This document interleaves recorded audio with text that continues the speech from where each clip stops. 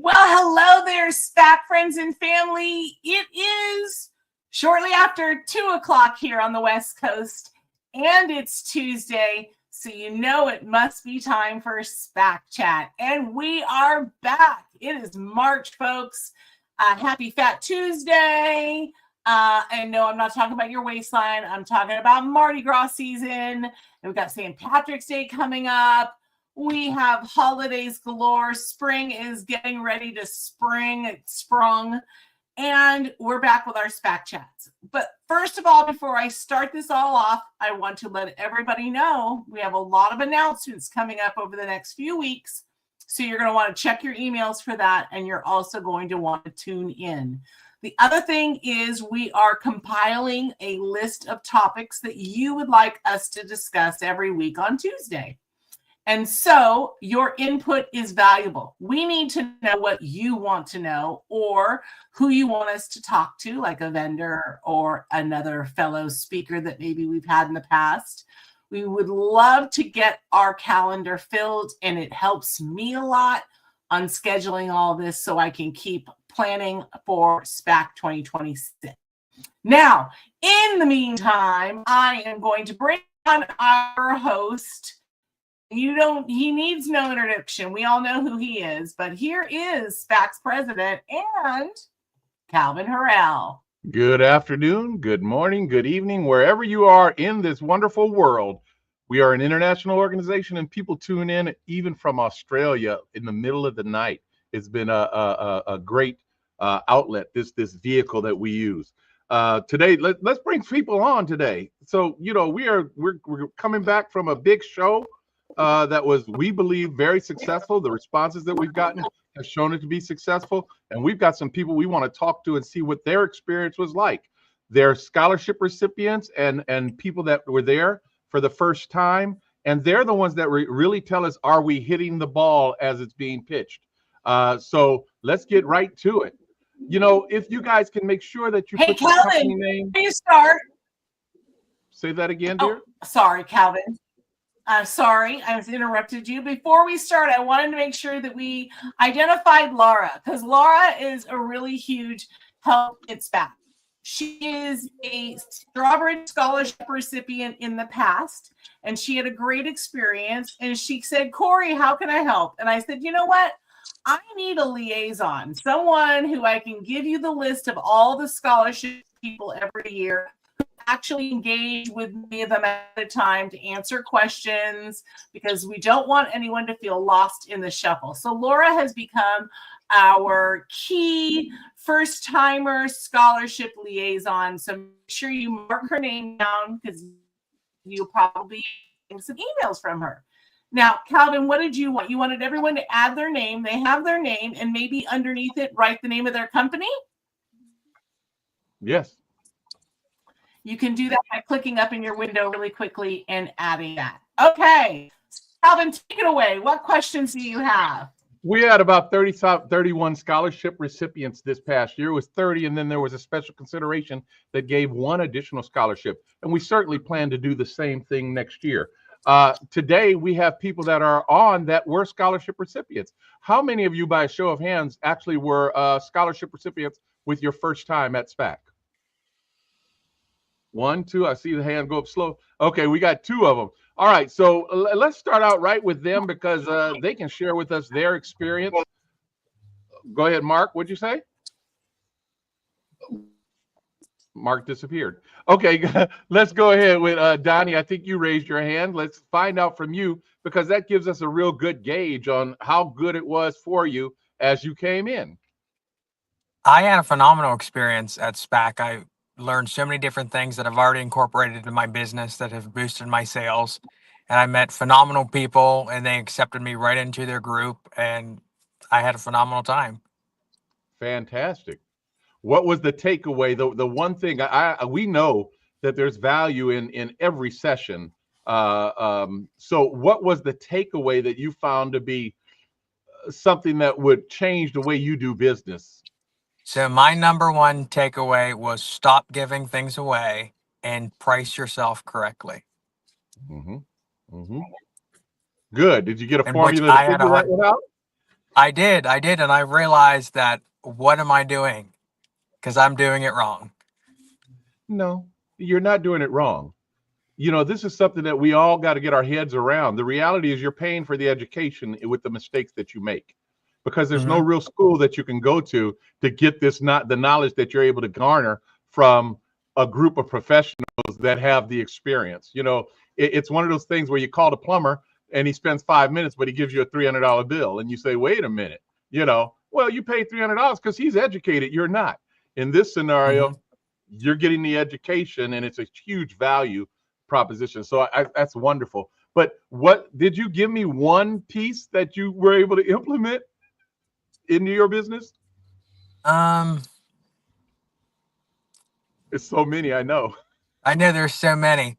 Right. My favorite was from Cheryl Bashorn. I do school sports and dance studios, and Hmm. during her lecture, was very transparent, showed us her price list, Hmm. and pretty much told us flat out, price yourself accordingly.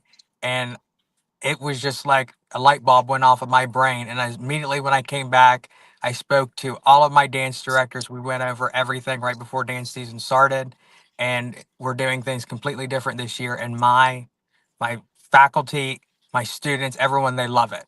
They love the new changes that I've made, and I'm very thankful I came to SPAC. So you were able to raise prices and didn't get a lot of resistance, did you? No, not at all. You know, if you're making deliveries, if you're delivering and making their life easy, the price is not the issue. It's a service issue. And oftentimes Hmm. people think, well, so and so undercut me. No, they didn't undercut you. They were able to answer questions that somebody wanted answered and you didn't. So that's a Hmm. good one.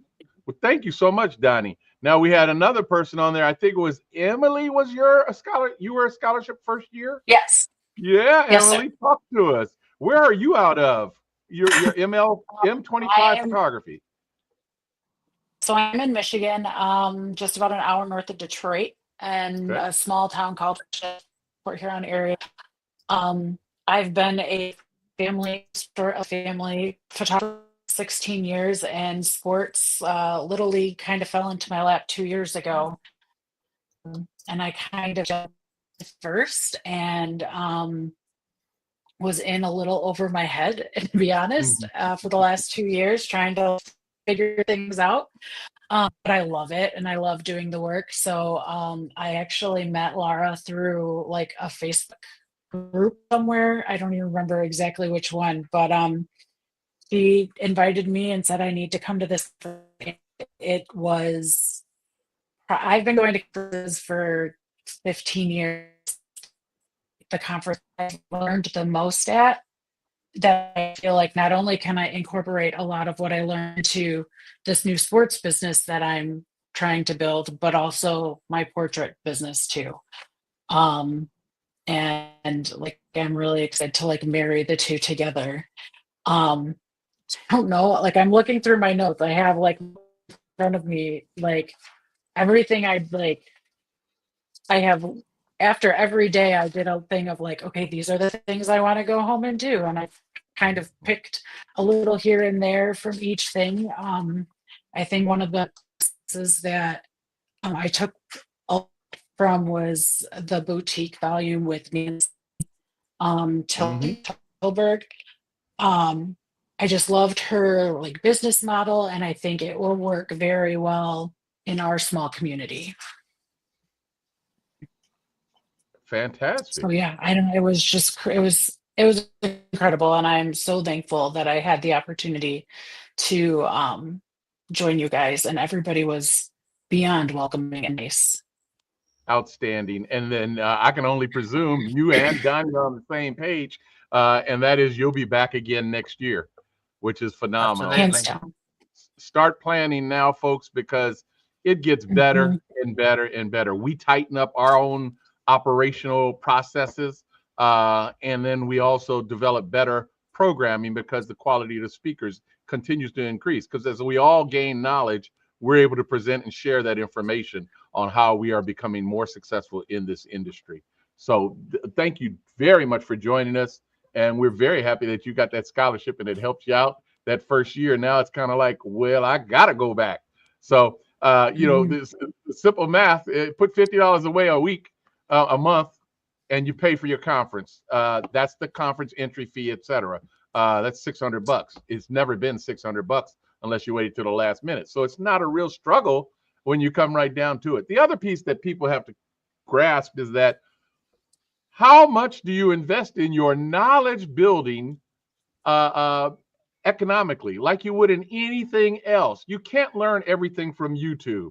You can get ideas and see things from YouTube, and you can learn some technique perhaps, but the reality is a hands-on, one-on-one with professionals that are doing it is going to take you a lot farther than the YouTube experience. Miss Laura Wagner, you have stepped up and got Corey's eye. You really did a wonderful job in assisting, and we truly appreciate that. Where is Thumb Sports also in the Michigan area? Yep, right here. Oh. Okay, that's a good one. I'm about 2 hours north of Detroit. Oh, okay, very good. So, what was your experience? Was this wasn't your first year, was it? Third.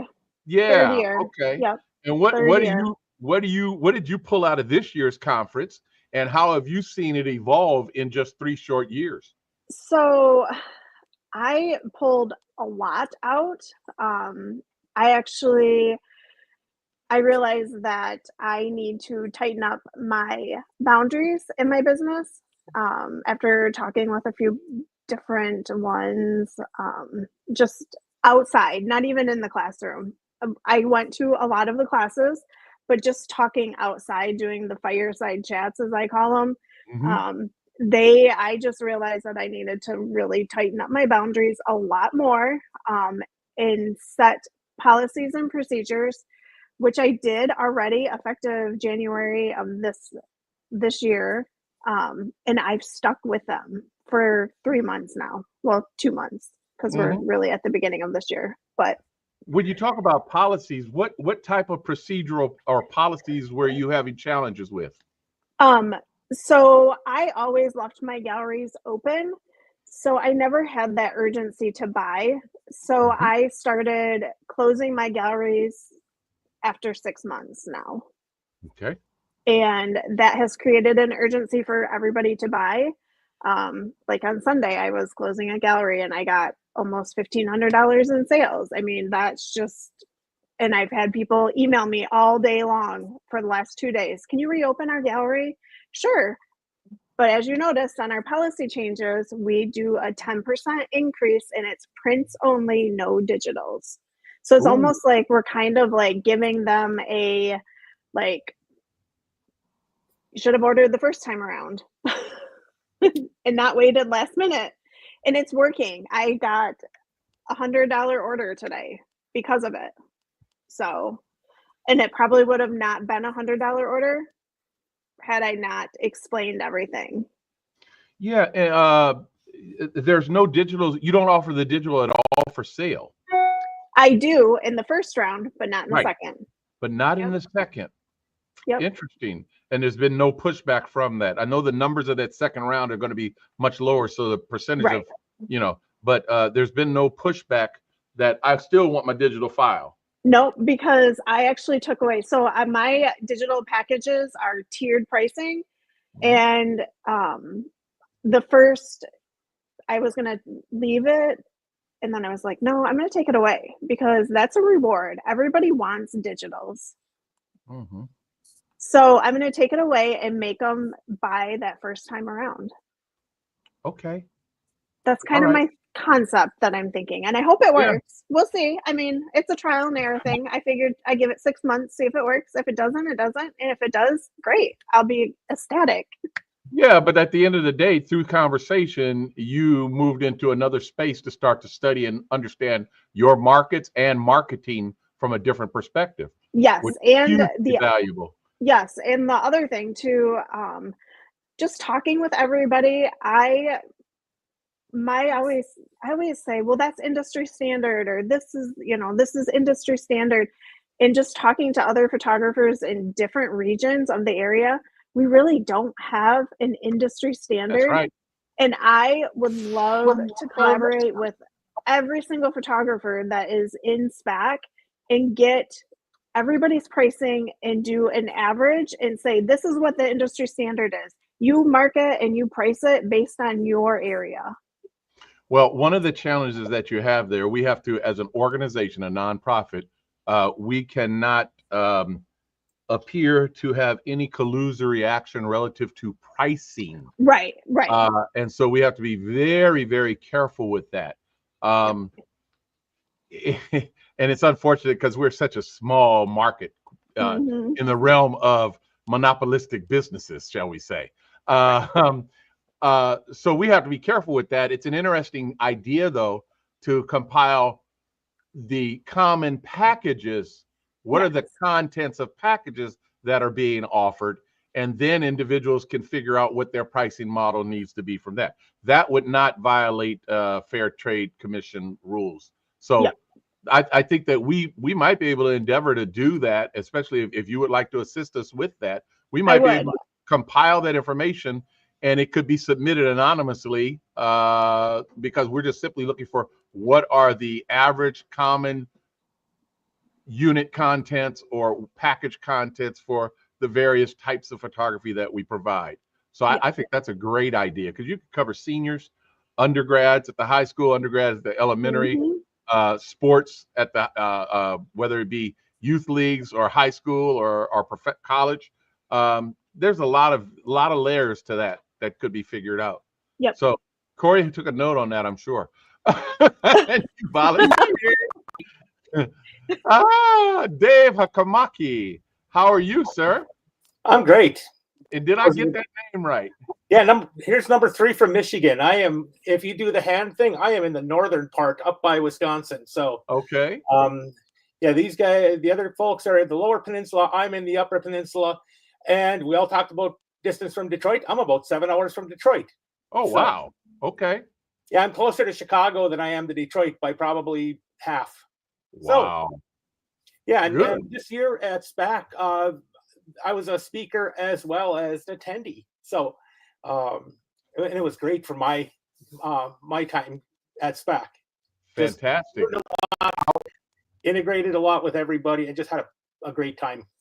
Hey, you know, and before we go further, I want to drop back because one of the things that we recognized was that in the past, when the trade show was on the same floor as the classes, the hallway was a highly populated, highly popular area.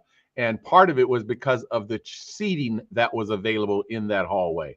So we're making arrangements so that outside the trade show, there will be seating for people to have little round tables and whatever they want to do so that there could be more collaboration on that level because we spend a lot of time there as well.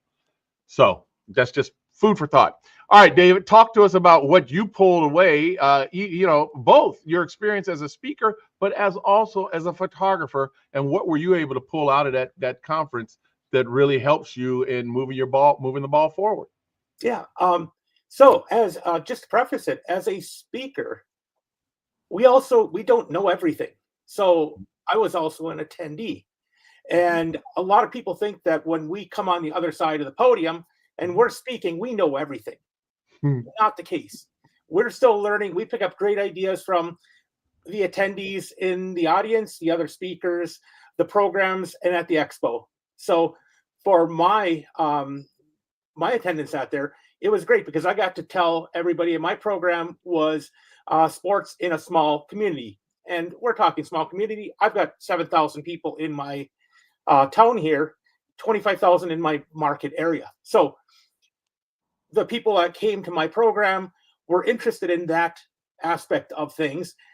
And it was great because I was able to tell how I've been able to do this over the last 20 years as a photographer. And then the conversation just migrated out to the hallway for another half hour, 45 minutes, where several attendees were one-on-one, 5-on-1, I guess it was at one point, and they were asking questions. But the cool thing was I learned from them even in that interaction with them outside of my program. So we kicked around ideas, we networked, and then networking opportunities were great. Sitting in the bar at the expo, at dinner with some of the vendors. Mhm. And then as an attendee, I was able to sit in on, for example, PixNub, use that in my workflow. Got to sit in there, and I'm just like, wow, I didn't know this. I could watch all the YouTube videos or the tutorial videos I wanted. Just sitting in the programs, you learn a lot. So I walked out of there as an attendee going, I'm going to be much more efficient in my business. So, and efficiency makes you money. So that's always a good thing. So from both sides, I had just an absolute fantastic time. I walked out going, I wish this thing was more days because I could just do so much here. Yeah, well, about that. Yeah, I No, know. we're good on the number of days right now. It's literally a we're in the hotel for a full solid week from the Oh yeah, I know. I the literally Saturday came home. before till the Monday afterwards, and it's just there's a lot of moving parts. Oh, it But was fun.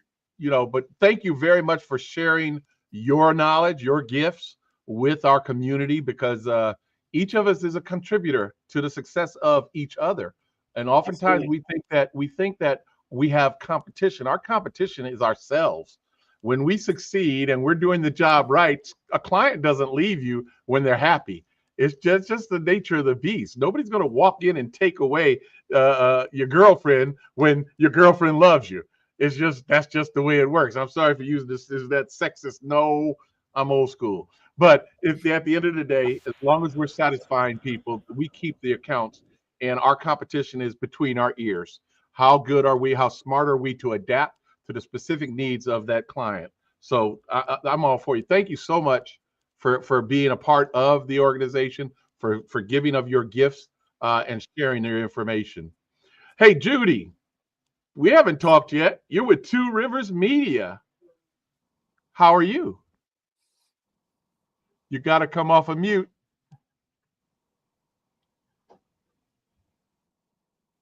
Judy, you disappeared on us.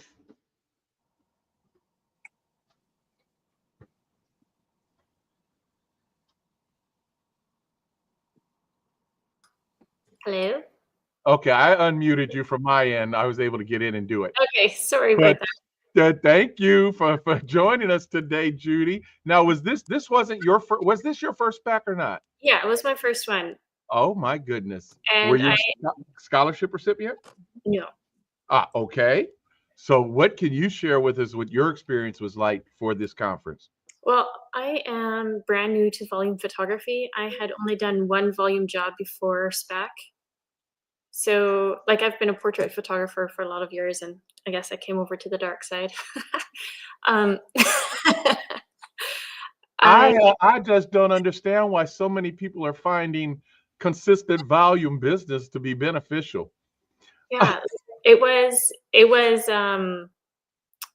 overwhelming.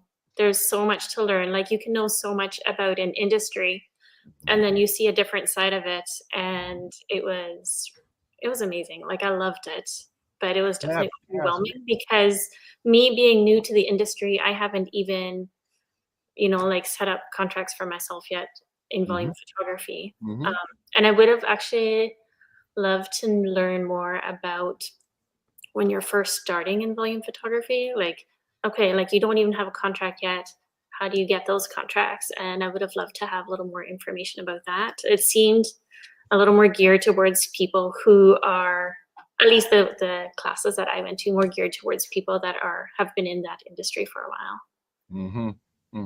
But I still yeah. Right. I have a question. Okay. I have a question. Judy, did you by any chance take any of the pre-cons, specifically the Volume 101 pre-con? I took the pre-con with Lance and Lee. Okay. So let me ask you this question. I was asking you this question because this is how I help build this for next year. Okay. Is there something I could have said in the Volume 101 class that would have really identified it as the brand new to the volume business? Should I have pushed that more? Because I think a lot of those answers are provided in that pre-con. I think, like, for myself as a person who was new to the industry and new to everything, it would have been nice to have some guidance of these are courses or classes that would be really good for you. Okay, so like a suggested study guide, or like when you're a sophomore and they hand you the list of you got to take English, math, something like that. Okay, So, Laura, I maybe actually, I actually have sat down with a lot of first timers, and mainly the scholarship ones that have reached out to me. And I've actually sat down with them like the day before or on a break and said, okay, what is your goal for your business? And I've actually guided them on what to do and what classes they should take. Just because I've been in the industry for so long. And then maybe next year too, give me the list of the first timers, not just the scholarship people. that would be a great idea. That's what I'm putting down on my notes. Maybe we can develop that together. I'll work with you, Yeah. Laura. Okay, that would be great. Thank you. Sorry to interrupt. Go on, Judy. No, you're not. Where were we? So you would love to see more concentrated information for the brand newcomer, or you love to know where that happens so that you can do things like build out a contract and what should the contract components have in it, what are the terms and conditions and all of that sort of thing. You know, when you're wanting to be like, okay, like I have nothing on my calendar, I'm brand new to volume. I mean, I still have my portrait business, but okay, like how do you even start with, okay, every school has a photographer, every sport has a photographer right now. How do you get yourself in there when you haven't done volume photography before? Like the very first step. What is the first step? And that's a great part, because me coming from a small town is completely different than some of the other folks that have like large areas. So I address that in my program, and it's, some people are like, that doesn't apply because I'm in this gigantic area. And it's like, my program is small town sports. So it works in small towns, doesn't work. So there's maybe a twofold thing, Corey, that you could hit on for those that are in smaller or larger communities. I think that you're absolutely correct, but I think that one of the things that happens is people oftentimes say that won't work for me, simply because they have not allowed themselves to explore what elements of it will work, because they're two different markets, but relationships are the same in a big market or a small market. A successful sales rep, a successful photographer that develops a relationship in a small market and then moves to a big market and develops the same level of relationship is going to have success.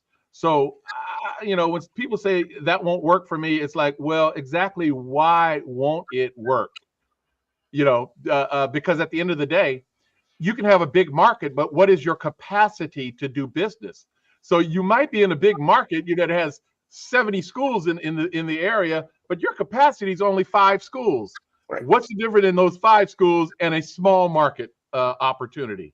The relationship is with those 5 schools, and you build from there. But David, if you're going to speak again, you can address that, and in your what are the synopsis of the program that you'll talk about. That would be very valuable. But Judy, thank you so much for sharing that, because it's obviously a hole that we need to fill. But Judy, what was your number one takeaway? What was something that struck you, even if it's something very simple? I was really blown away by how many of these businesses are legacy businesses and have been like generations of photographers in the same family. And I decided to build a legacy business for my family. That's a big decision there. Yeah. Good for you. That's wonderful. So legacy business, yes, there's a lot of history in the industry, and many of those folks, the vast majority, transitioned from the traditional portrait studio environment decades ago, because they could foresee, especially with the advent of cell phones and digital and a variety of other things, they could see that certain other types of photography services that we were providing were not going to be as viable, shall we say. So it's the nature of the beast. But welcome to a new world order. Thank And you. whoever called it the dark side, I love it. Yes, I've been riding on the dark side a long time.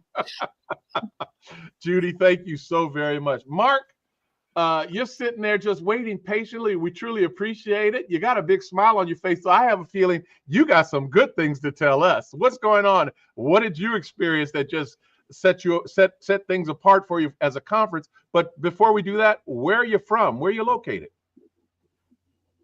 Can you hear me this time? We can. Perfect.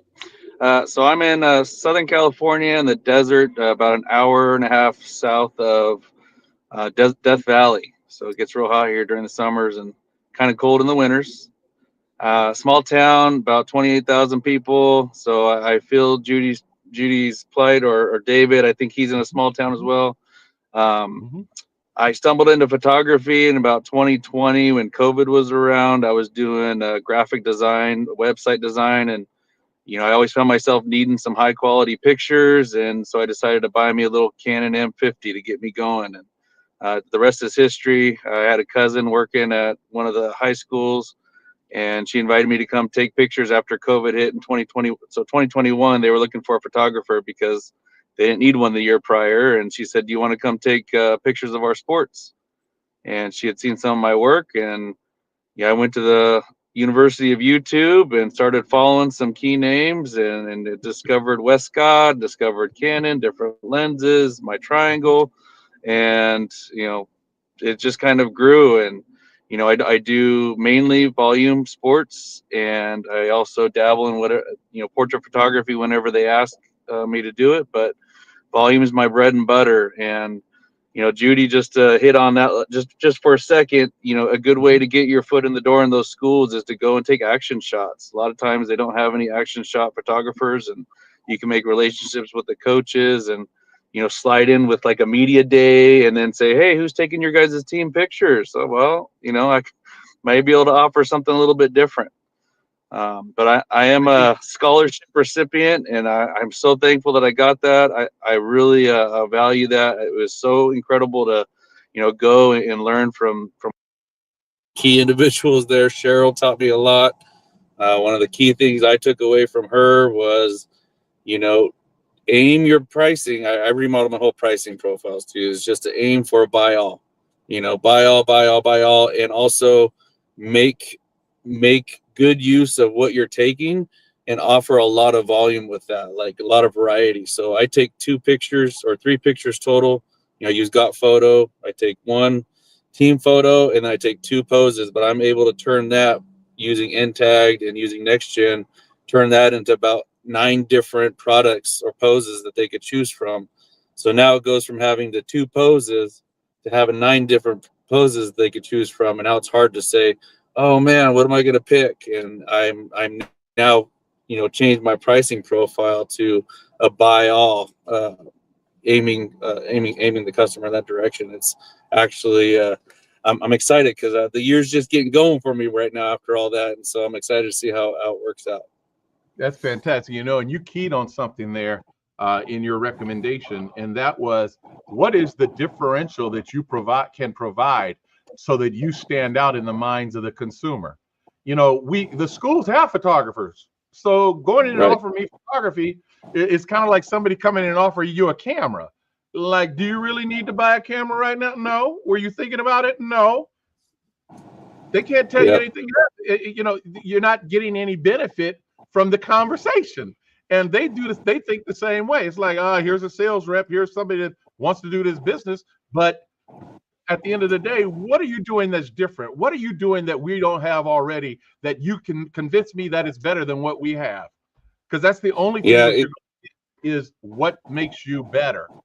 That's the only way you're going and so for me personally, in my little town, I've got a lot of photographers here that shot the sports before I arrived on scene. They never offered any composites.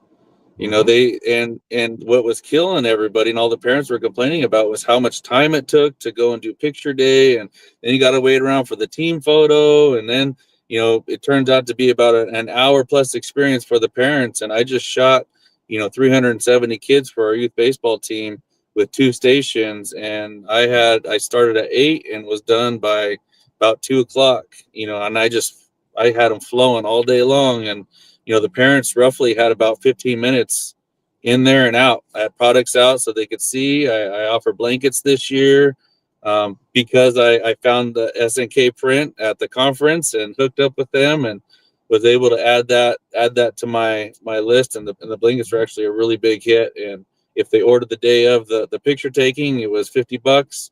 Otherwise, $65 they're looking at once the pictures are released. And so I got a lot of good pre-orders with them, and I just made a lot of good relationships. Talked to the Westcott people at SPAC. That was super cool. Like I loved the conference, and I highly intend on going back this next year. Fabulous. So, Bring somebody with you and grow your business. Oh, I'm bringing my wife. She's my partner in crime. So there we go. There we go. Yep. Good. Hey, I truly appreciate you guys coming on to join us and share with us what your experience was. It's really it's a powerful affirmation of what we've been able to develop over many, many years. And we do things a certain way. It keeps us, it stands out in the marketplace across all of the conferences. Corey, I saw you sneaking up in there. I saw you sneaking something in there a second ago. Is that SPAC scholarship that we're giving to students? We are giving away. Wait, Calvin, I was going to wait before we get to that, Calvin. Sorry, you're jumping ahead. I didn't send you the agenda for this, but I was going to talk about the Strawbridge Scholarship first, since we've had a few recipients here who took advantage of that. It's been named after David Strawbridge, who was a member of the Strawbridge family, who was very active in SPAC. And at his passing, we decided to develop a scholarship for our first-time attendees. So what I want to let everybody know who's watching this broadcast is the prerequisite is you never have to have been at a SPAC before. So pretty much that's it. You can be anywhere in the world, because we do have attendees from everywhere. The application period will open on May and it closes in August. We award last year we awarded 30, so I'm sure the board is probably going to vote for 30, plus all the t-shirt sales last year that we did at SPAC. That is also going into that fund as well. And the application will be online. I will share it in all of our social media places. I will email it out to you. But really, your word of mouth, very much like Laura has been very active in sharing the word. It is open. We let people know if they received a scholarship before early bird. So if they did not get one, they still have the opportunity of registering at early bird. And early bird opens in August, if anyone asks that question. So now that I've said that, we can move into our other scholarship program news. Calvin, go ahead and take it away, because I know you're chomping at the bit. Oh, I'm not chomping like that. It's we had at our board meeting during SPAC, we made a determination that this year we would be doubling the number of scholarships that we're going to give to high school students. So if you have contact with schools, it doesn't matter if you're doing sports, if you're doing elementary schools, if you're doing whatever, high schools, this information is valuable to everybody you contact within the realm of the school photo market, because they know people that are constantly looking for money. And this year, through our donations that we're receiving from Sony relative to the camera equipment, and SPAC is kicking in $1,500 for 6 scholarships for across the country.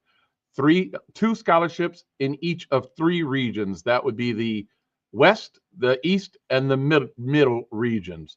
And so you're going to be receiving, and Corey's going to be launching collateral material so that you can print out a postcard, a flyer, as well as a poster. It'll be formatted so that you can use Signs 365 and have a large poster made. Put your logo on that poster, of course. Now, here's the kicker. If you put your logo on the poster with a scholarship that says you're a part of giving away $9,000 and 6 cameras, folks are going to look at that. Educators are going to look at that. Administrators are going to look at that and say, our photographer is not doing this. That's very interesting. So what is it that helps to differentiate you from the competition? What is it that helps you elevate your position in a community as someone that's servicing schools in the community, far beyond just trying to sell them a product? And that's something that we've been able to put together. Last year, there were 3 recipients.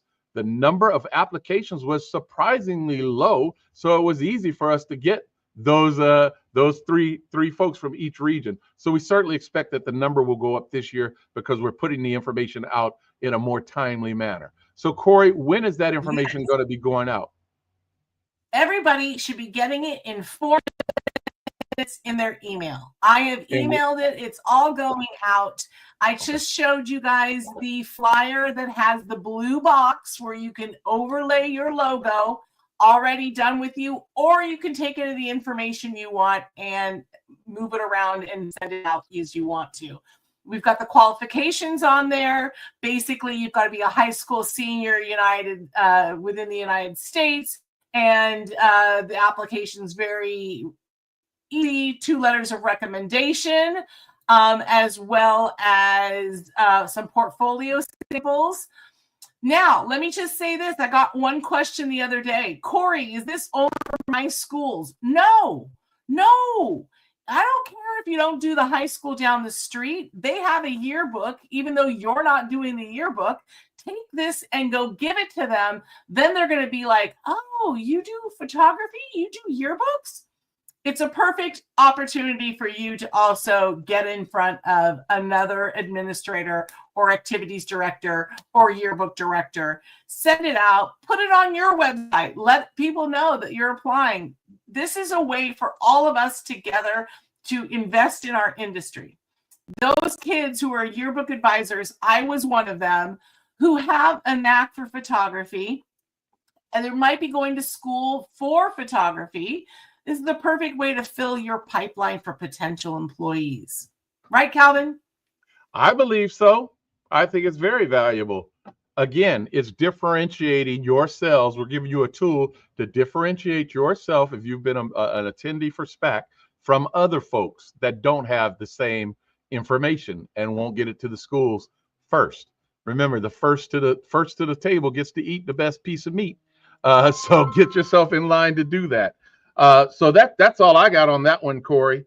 The scholarship program. What other things that we have that we need to get finished, Corey? Okay, so just to wrap up our announcements today, as you guys very well know, we will be announcing also our speaker proposal program opening up on May 1st. The deadline to submit a speaking proposal is going to be early July. So start making your notes now. We don't ask you for specifics as far as like an outline of your class or anything like that. We just need a general idea of what are you going to cover in your session. We have that'll be sent out via email as well as all of our socials. And then we will contact you back by our education advisory group if they have any follow-up questions. And then those are the ones who will go ahead and make our decisions regarding education. We already have the dates for next year. It's been everywhere all over social media, so put it on your calendar. We are back at South Point this year for one more year, folks, because they made an offer that we couldn't refuse. And well, the size of that trade show this year was a huge success. Did everybody love the trade show? It was really very nice. So having access to that kind of space and allowing our exhibitors to be creative with their booths is something we want to keep going moving forward. Also, early bird is always going to be in August, so that is the date you'll get your lowest price. We won't know the exact schedule of speakers and sessions in August. I'm telling you that now. We don't finalize our speakers and get firm commitments from them until about September, October. But I always try to have at least the agenda up for the classes that we are going to offer by the end of October. So that way, before early bird, you know already what classes. But if you've ever been to SPAC, as well as these people here on this call, we deliver really amazing education. So you know that you're already going to be there. Register at the early bird price. And then in December, you can start looking at the agenda and plotting out what classes you want. You know, it's interesting because we oftentimes hear that question come through. Well, who's speaking? Who's doing this? Who's doing that? The reality is this is an experience. It's not about a singular speaker. There's no singular speaker that's going to be able to give you enough information or comparative information to what we're sharing. There can be a singular speaker because you're a fanboy, fangirl, and you like somebody. That might be somebody that you want to see. But when we talk about the information down, the grassroots, what's it take to be successful? How do we make things work? It's coming from the community at large, because that gives you the good, the bad, the ugly. And you really need to know that, you know what, I'm not doing as bad as I think I'm doing, because everybody's having the same challenge that I'm having right now. So I'm okay. Let me go ahead and get a good night's sleep and wake up and start fresh tomorrow. So, just, it's the experience. It's not the individual speaker. We have good speakers. We have good people in the industry that can share information that we all learn from. There is not a year that I don't learn something, and I've been around a long time. Technology continues to change and evolve, and the tools that we can use to make our own small businesses more successful are increasing. We're reducing our labor costs, our stress costs, we're reducing our time-sucking elements of what we're doing through the use of a variety of tools that have been featured at the SPAC conference. I certainly hope, Corey, that this year we'll spend some time, a little at more advanced time, on the use of AI as a tool, as in a pre-con probably is going to be our best audience, but because it should be a significant amount of time. So I strongly encourage folks to plan on getting there on Wednesday or Tuesday night probably, so you can get started fresh and early on Wednesday morning. You're frozen on me, Corey? Yeah, Wednesday we always do our. No, I'm here. Okay. Okay. So yes, Wednesday is our time for bigger topics that take longer than 60 or 90 minutes. So that you arrive on Wednesday. Now, just want to remind everybody every once in a while, I like to remind our community that we are a nonprofit group. We do not charge membership dues. We figure if you join us at a conference or on a SPAC chat or engage with us anyway, you're part of our community, and we welcome everybody at any time. Mm-hmm. We're inclusive. We are. We are. All right, Corey, let's wind it up for today. We're going to see them next week. Is it next week going to be old timers? Next week's going to be a new vendor. Next week's going to be, what's next week's going to look like? Next week is a tech. Yes, we do. It's a Tech Tuesday. So somehow, Matt will have you sharing something technologically savvy or new or on the market. And we are back with our regular scheduled programming. Send me your ideas. Send me your wishes and your dreams. I will make it happen. I think you need to be careful with that one here. You guys have a wonderful, wonderful week. Good seeing everybody. Stay safe, stay warm until we get some real springtime. Have a good evening. Bye-bye. Thank you, everybody. Bye. Thanks. Bye.